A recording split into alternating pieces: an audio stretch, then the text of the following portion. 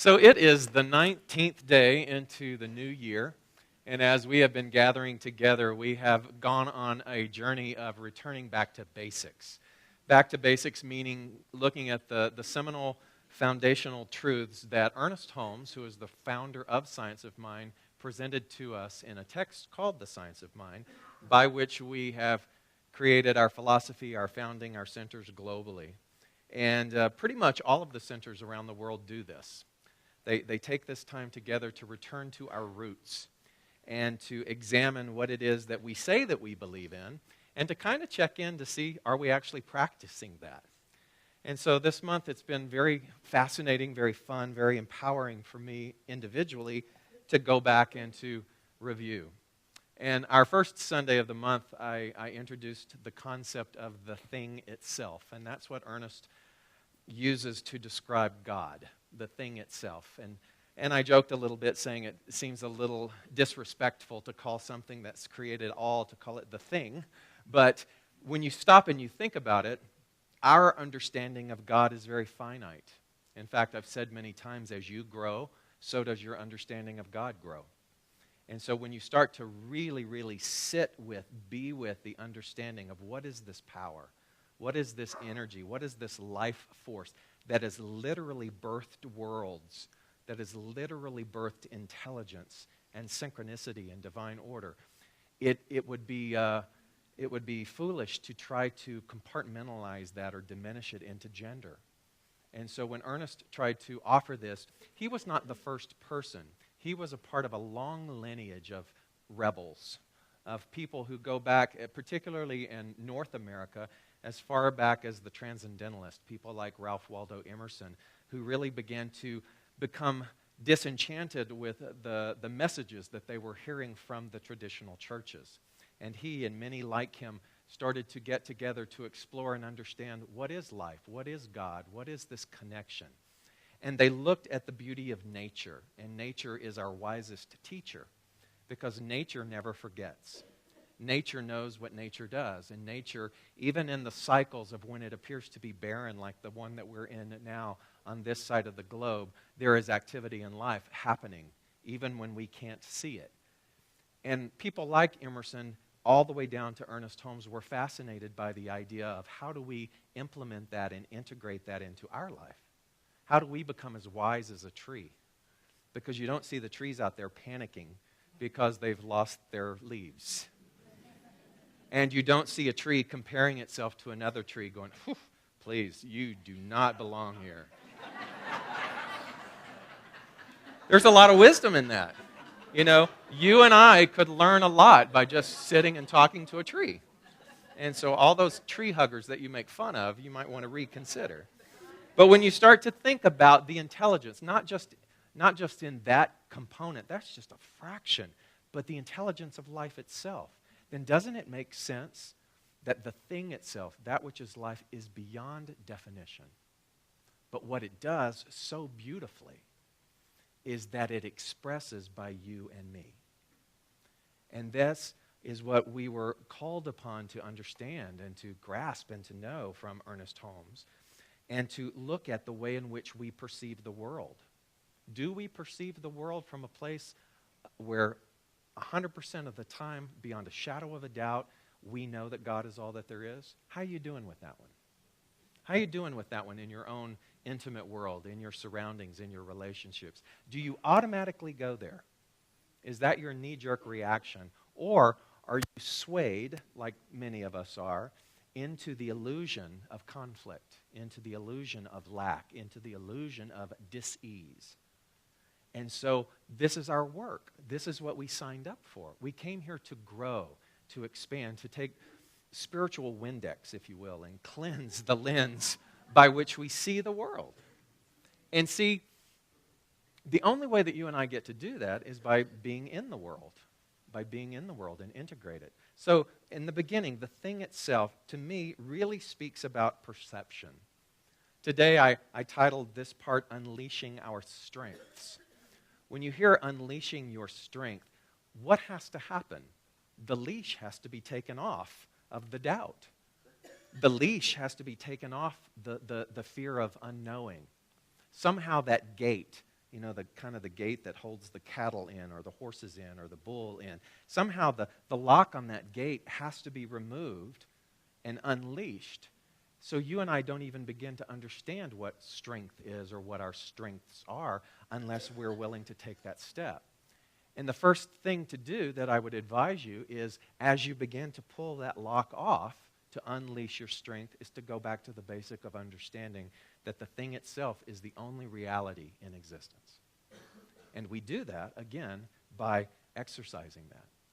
And I love the way in which the universe supports us in doing that. Don't you love when the universe gives us the gift of discord? In order for, how many of, we should be thanking the universe thank you for this. Thank you for this misperception so that I can understand what true perception is. Tomorrow, I travel back to Cambodia, and it's my 10th year in going. And I always reflect upon the dramatic changes that have taken place in the town called Siem Reap, which is where I go. And 10 years ago, all of the mass tourism that is now in existence today wasn't quite there. The main road was a dirt road. The hub, which is the tourist area in town, was barely existent, and it was very seedy, it was very run down. Even the temples themselves throughout the Siem Reap area were in dire need of repair. And there was something quite charming about all of that, because it had not seen the stamp of tourism quite yet. And so there was this purity about it. And even though it was dirty and windy and awful and smelly, there was a beauty there. And I often reflect back to 10 years ago. I couldn't understand it, but at that time, it had only been 30 years since the Khmer Rouge, when millions of Cambodians had been killed. And you would think something like that would permeate in the attitude and in the environment and in the people. But what was fascinating to me and what captured my heart immediately was I felt none of that.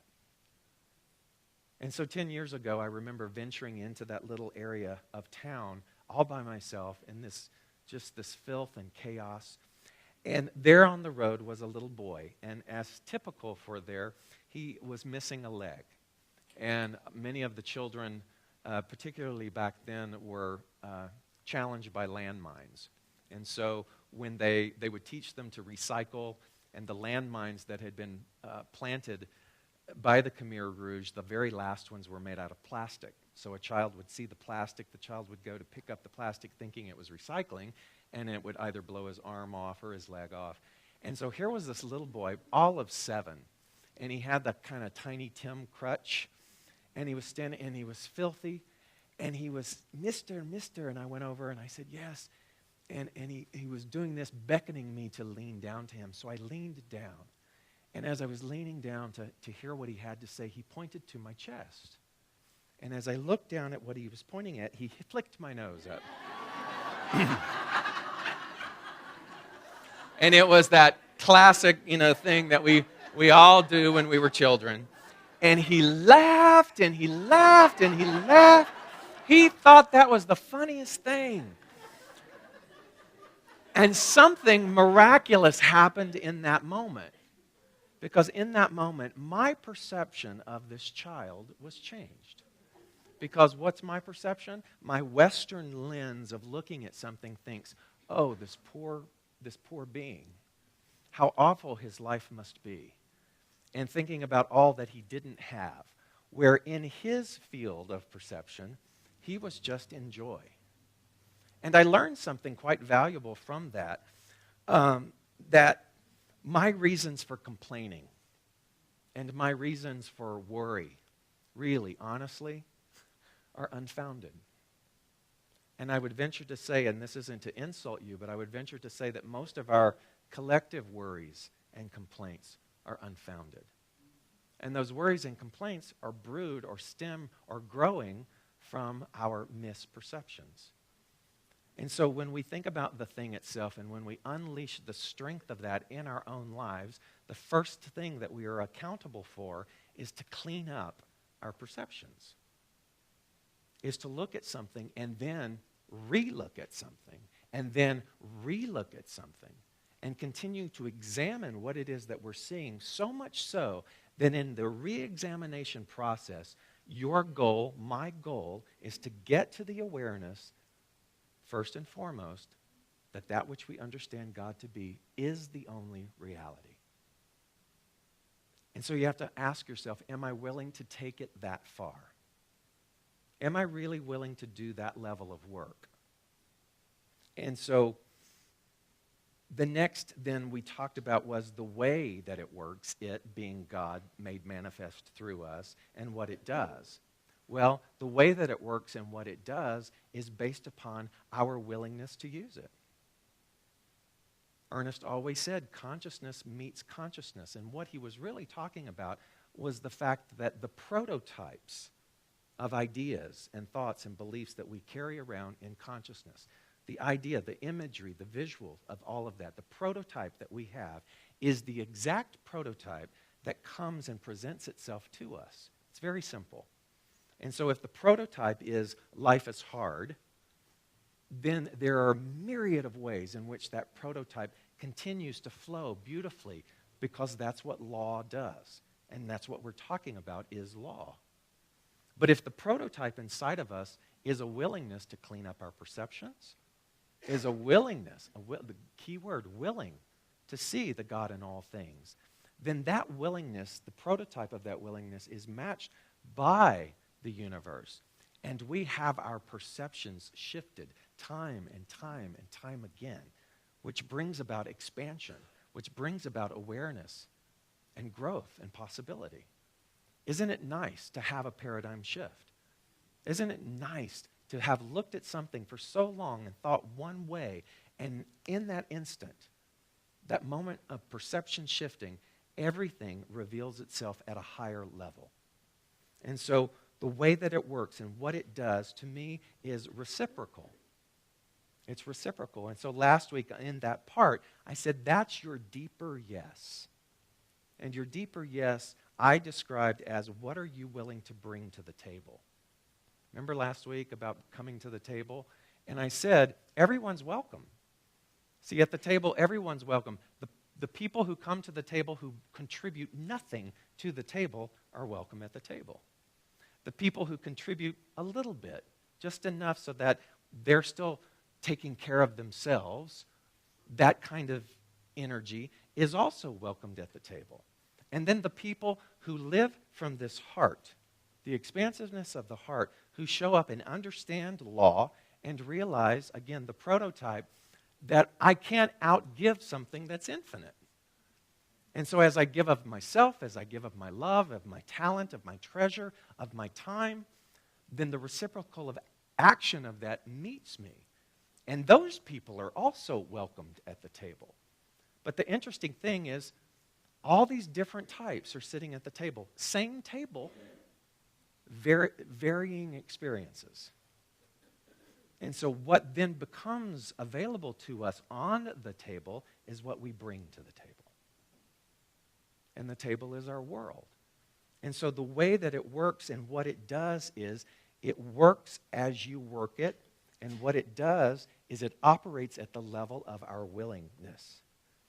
So when we then move into, you have perception, then this one is providing. To the degree that we provide is the degree in which we are provided for. And think about that. Think about the way in which we want something from the world, but we first are not willing to do the work. And we've grown to understand that that is insanity. And many times we return to that, though. So we have perception, we have providing, and with our heart, as we show up to the deeper yes, and we allow the way that it works to work through us, then we unleash that strength when we come to discover that, number one, we have far more than we've ever realized. So as I've done this work for all these 10 years now, and I've looked at the global statistics of wealth distribution, and as I look and every year my paradigm shifts continue to just blow me out of the water, because we go from village to village. We put in water wells. We try to get them into school. We try to do whatever we can to influence them early. And yet when we go and we do these things and you see these conditions, you think, oh my God, how awful. And that's the first reaction when we all drive up. For those who are newbies, they drive up and they go, and then they get out there and all of a sudden the children are laughing and the adults want to show you the garden that they planted from the seeds that we gave them, and they're so joy-filled. And you think, how is this so? And you start to understand that there is far more going on that works than doesn't. And then that perception says, oh my God, do you realize that simply by living in the United States of America, that I am in the top percentile of wealth in the world? So even those of you who are struggling, you are still in the top percentile of wealth in the world. If you have a bed and a home and clothes on your back, you are still in the top percentile of those who are experiencing what the world defines as wealth. And there's the paradigm shift. What do we do with that? Because you see, again, law is always operating, right? And so when we're focused, even though categorically we have so much to be grateful for, if in our perception we can't see it, then it's like wanting Chinese food and driving through Chinatown and not being able to find a restaurant. When there's one at every single corner. Or wanting Starbucks and going to Manhattan and saying, I don't see any.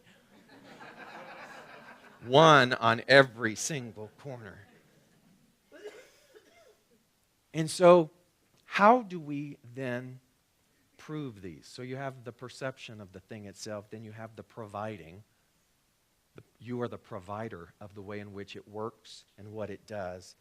And then today's final basic topic is how to use it.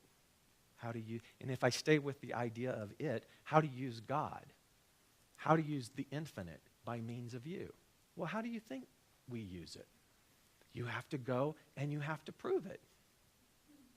You have to look at life like a staircase that's going up into the mist, and you can't see the top of the staircase. There is no sure thing up there.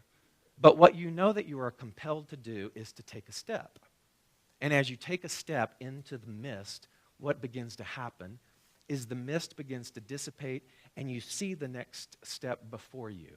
And then you see the next step and the next step. And so our job then, in the idea of how it works and how to use it, is to climb. To climb the step, which is the ladder of consciousness, the ladder of awareness. How are you and I going to become aware of what we can do unless we put ourselves out there in the field in order to experience that? And yes, there will be the perception that we can't do it. Or there will be the perception that we didn't do it right. Or there will be the perception that there are thousands of other people who can do it better than I can. Why bother? And all of these perceptions will be as real as you let them be. But the moment that you see that a perception is malleable, it's changeable, it's like Play-Doh. You know, the moment that you start manipulating and moving that perception in order to be more in alignment with the basic principle that God is all that there is, then as your perception changes, so does your circumstance, so does the quality of life, everything. And don't you see the beauty in that? That you do not have to depend upon another individual to make that happen for you. You are the vessel. You are the instrument. You are the vehicle. We all are. And so how do we use it? We prove it. And in this section, Ernest Holmes wrote, one of our great difficulties is that we likely engage in too much theory and too little practice. Boy, we can sit around and talk about this stuff, can't we? and we can pontificate and be spiritual. But wow, to go out and do it. To go out and do it. And so several years ago in this Cambodian journey, all of a sudden, I'm whisked away to our very first school, which again was an idea which seemed impossible, particularly given the restrictions and the government over there. And I didn't know how to build a school in Cambodia. But here's the thing, it's the staircase. Somebody says, you know what, these kids need a school. And this isn't about me bragging about that. This is me offering you an example of what you're capable of doing if you have a relationship with the staircase into the mist. And so it's like, okay, what's the first thing you have to do? Okay, what's the next thing you have to do? Okay, what's the next thing you have to do? And you just start putting one foot in front of the other. And yes, some of those stairs are a bitch.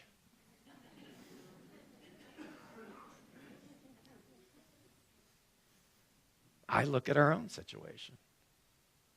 And it's so easy to go, I should have never done this. Or this is a mistake. When you start to realize there is no such thing as a mistake. You clear about that? It's your perception that it's a mistake. It just is what it is. Everything is a learning lesson. Everything is a tool that catapults us to the next step if we allow it to be. I used to curse my upbringing in the Pentecostal church. And I thought, oh my God, my life would be so much better if I hadn't gone through all of that nonsense. And yet it was that nonsense that led me to become hungry for something more. And so you look back at that and you go, that's a part of the step. And so it's not about wanting all the steps behind you to go away. It's that you and I turn around and we revere those steps. And we honor those steps as being part of the magnificent thing that is bringing us to the ability to prove it more and more and more. And so I go, and that first day, there's sticks in the ground, and there's a thatched roof, and there are 200 kids waiting for their school. And I get off of a little motorcycle, and I'm like, holy crap. And I'm excited, and I'm scared all at the same time, because I thought, what have I done? What have I just committed myself to? It's like parents giving birth to a child. You know, that's a commitment. I'm not going to take that back to Costco and return it. It's a commitment. It's a commitment. Do you think in that moment standing there that I had a clue what to do? I was sick to my stomach, and it seems so paradoxical. I was sick to my stomach and bursting in tears of happiness all at the same time. And to me, that's kind of an example of life. As when we live life that way, that we can have that, oh my God, the mystery of it can just sometimes feel so overwhelming, but at the same time, we know because we can feel the thrill of life permeating through us, that we are exactly on purpose in what it is that we need to be doing. How to use it is to prove it, and to prove it, and to prove it, and to prove it. And what I get is that the change that is required with that doesn't happen all at once unless you're like in the witness protection program or something. It's a process. And those small steps leading up are so valuable. And those small steps are just as valuable as what we think the end result will be. And so, how to use it requires that you and I sign up to grow. To grow. And here's what's fascinating about growing, is that in order to grow, you have to outgrow. Think about that.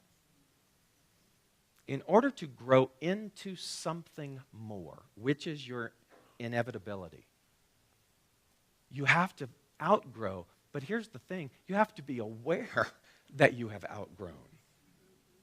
See, a lot of us, myself included, have parts of us that we have outgrown, but we're still dragging around. We're still giving our time and our attention to it. But in order to prove it, you and I have signed up to grow. Nothing to be afraid of, only something to come and to say you're welcome here.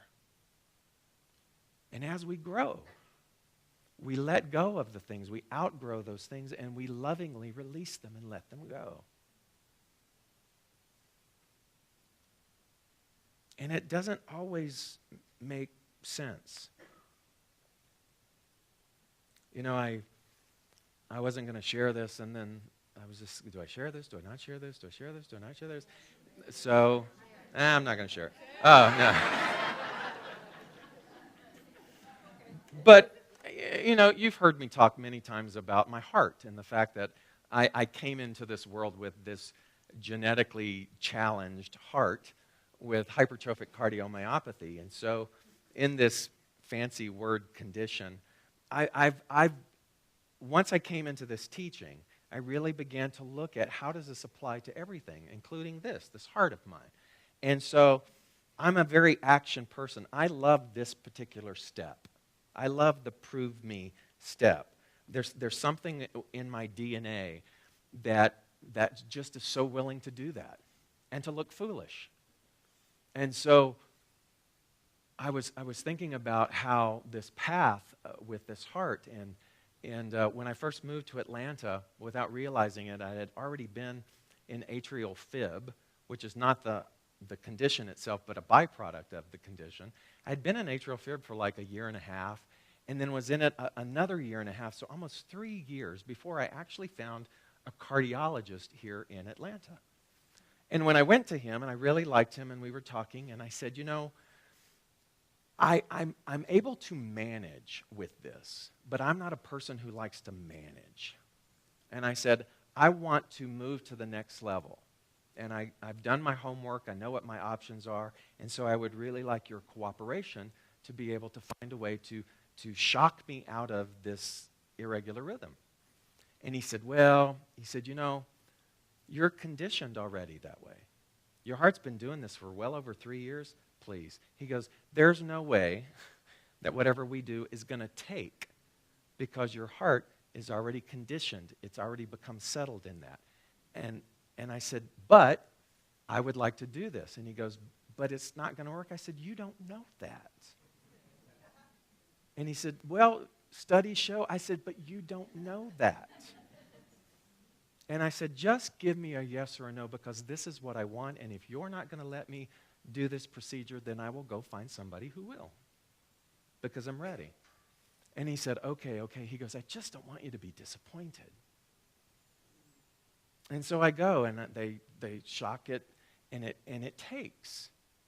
And my heart's like, all of a sudden, I'm like 19 again. And I'm just running around, and it's just fantastic. And for 3.5 months, it took. And then it went back into atrial fib. And I went back to him, and I said, okay. I said, 3.5 months is not bad. And he goes, yeah, you surprised me. I didn't think it would stick at all. And I go, how many times can I do this? He said, well, you know, as many times as long as you have insurance. So I said, okay, let me do all the procedures I need to do and sign me up again. So did it again. This time, 14 months it took. 14 months. I even climbed Kilimanjaro, and it didn't go out of rhythm. And this morning at 1:17 a.m., the pain just started ripping through my chest, and I was like, oh. And as I laid there, feeling foolish, I felt foolish for a little bit. I felt mad. I felt sorrowful. I thought, boy, this is bad timing. I'm about to leave for Cambodia. Then all these kinds of things going through my head, and I went, wait. Because the irony is that morning I had just done a heart meditation with some people that was about expanding the heart and burning the heart. And my heart was physically burning. It was on fire. And I just sat there and I breathed through it and I said, you know what, David? I said, obviously, this is here. This is here to serve, whatever that next level is. What if this is leading to the next thing for you? And so as I just kept breathing and letting myself feel that, I realized that this is not a mistake. This isn't wrong. This isn't bad. Those are perceptions. It is what it is. And how will you use this? Use this, not just as a teaching tool and as an example, but how will you use this and prove this so that even I can continue to have my paradigm shifts in such a way that my mind is blown. Sometimes I get caught in that thing of, oh, I've seen it all. And I realize I haven't begun to scratch the surface of what is possible. And so I stand before you as this transparent example of the fact that it may appear as though it didn't work out. But let me tell you, that's a perception. And please don't come up and say, oh, I'm so sorry. Don't do that. Don't do that, because that's not what this is about. What this is about is for you to check in to your own awareness and your own situation and look at the label. Look at the label. This is good. This is bad. This is right. This is wrong. It is none of those things, only in the way that you perceive them. Are you willing to have your mind blown? Are you willing to continue to walk up the staircase? And as you do, it's as if the unleashing of your strength happens with every step. And whatever shackle of unworthiness and I can't do it and my history and whatever, all of those things just drop away and drop away and drop away as you keep climbing. So here's my question to you. Are you willing to keep climbing with me? Then know with me this morning.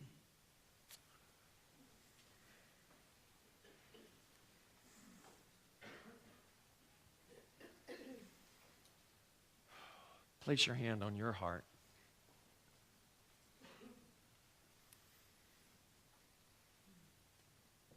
Both physically and spiritually, this is the hub. This is the life force. This is the place that is like the command central. It is the thing that dictates the quality of life. And so as we breathe into this heart space, we look at all of the armor that we have placed around it. And we realize that it is this armor that diminishes and keeps us away from understanding that God is all that there is, that the thing itself is alive and constant, always has been, always will be.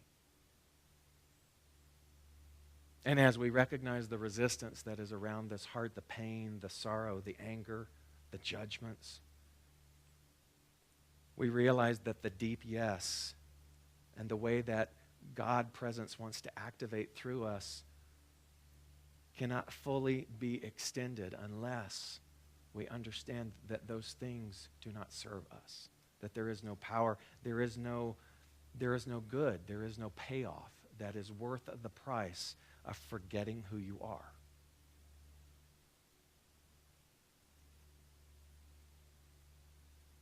And then as we move down into the arena of action, which is how to use it, which beckons us to prove day by day, moment by moment, that we are exactly in alignment, that we are exactly made in the likeness and the image of that which is the divine. And the way that we prove it best is that when that heart is uncaged, and when that light shines, and that action isn't just for action's sake, but that is action rooted in love. That the reason why I do what I do is because my desire to bring to the table love and only love is first and foremost in my consciousness. And so in this moment, in my own form and in my own fashion, I am so totally aware of the armor around my heart. I get it. I worked hard for it. I feel that I deserve this. I feel that this is my protection. And I am willing to have my perception about that change.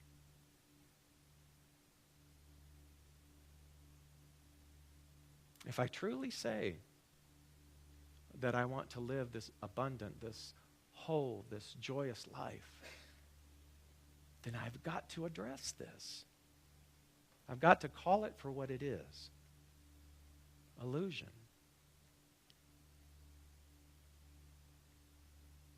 It's been a safety net thinking that I had to keep myself safe from something. But that too in and of itself is illusion.